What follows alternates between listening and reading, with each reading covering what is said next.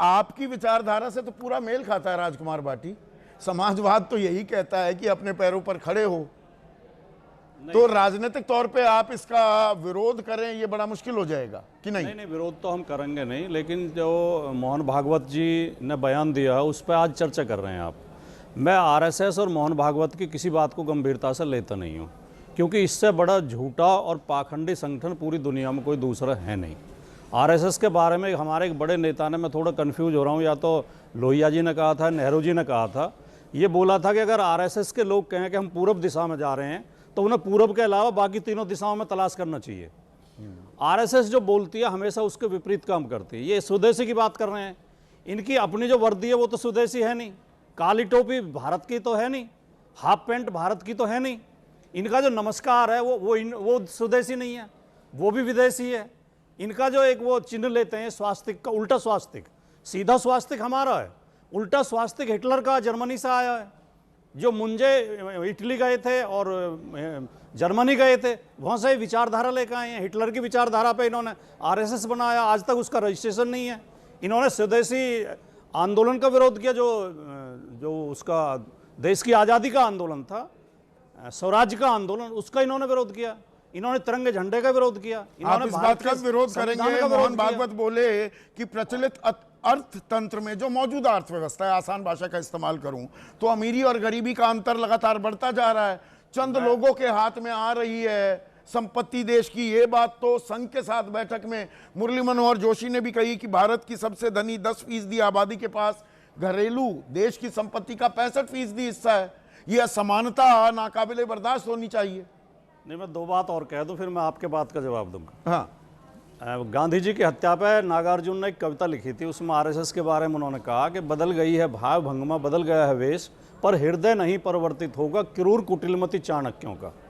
इनकी सोच नहीं बदलेगी, कितना ही ढोंग करते रहें। दूसरी बात, खादी की बात कर रहे हैं। उत्तर भारत में सबसे बड़ा सेंटर खादी का और गांधी आश्रम मेरठ में है।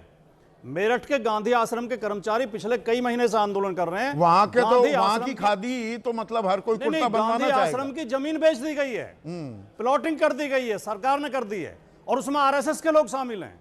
और गांधी आश्रम के कर्मचारियों ने वो 16 विजय, यहाँ पर हमारे दर्शक है भोपाल वासी, वो कह रहे हैं खादी वस्त्र सस्ते नहीं होंगे तो बिक्री ज्यादा नहीं होगी। ये भी एक कारण है। हाँ। 16 सितंबर को वो सारे कर्मचारी गांधी आश्रम मेरठ के लखनऊ में श्री अखिलेश यादव जी से मिले, उन्हें अपनी पीड़ा बताई कि हमारे खिलाफ मुकदमे कर दिए गए हैं, हम गांधी आश्रम की जमीन बचाने के लिए आंदोलन कर रहे हैं, हमारे खिलाफ मुकदमे कर दिए गए हैं।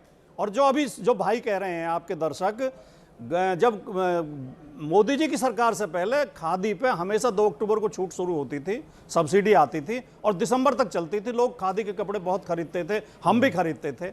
अब हम खादी आश्रम पर जाते हैं, कहते हैं अभी छूट आई नहीं है, अभी सब्सिडी आई नहीं है। पर मेरा वो सवाल, अमीरी और गरीबी का अंतर लगातार बढ़ता जा रहा है, ये बात भी तो हाँ, अब जो ये सवाल, ये आईना दिखा रही है ना आरएसएस सरकार को।